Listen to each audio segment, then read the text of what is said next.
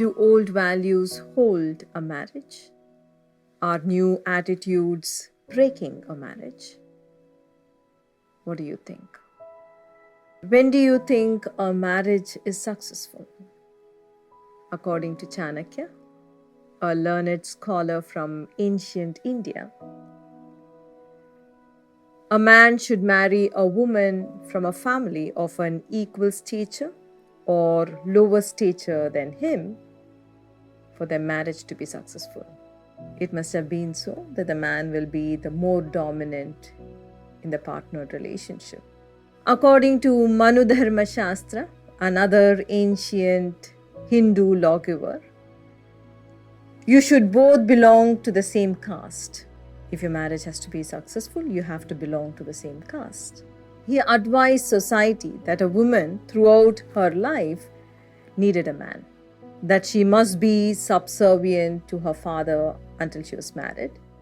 She must obey her husband in her marriage, and if the husband died before her, she had to comply to her son. These are all frameworks that are built on the superiority of the man in partnered relationships. They are also built on women's economic dependence on the man or his family. These are redundant in the current context. Holding on to these concepts of marriage, you're like a person who's trying to fit a 4-stroke diesel engine into a body of a Tesla. It just doesn't work. The modern mind spews out these archaic ways of thinking. Can you say that marriage as an institution is successful in India with parents and society trying to force these criteria on to the younger generations?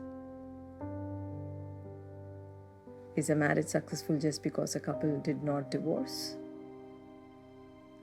I would say, as a couple, you must live together not because you fear society. You must live together because you love each other. If these old ways of thinking are the problems of old culture, the neo relationships are largely built on romance, and it's largely built on physical attraction. In romance, your biology tricks you into seeing each other as being perfect.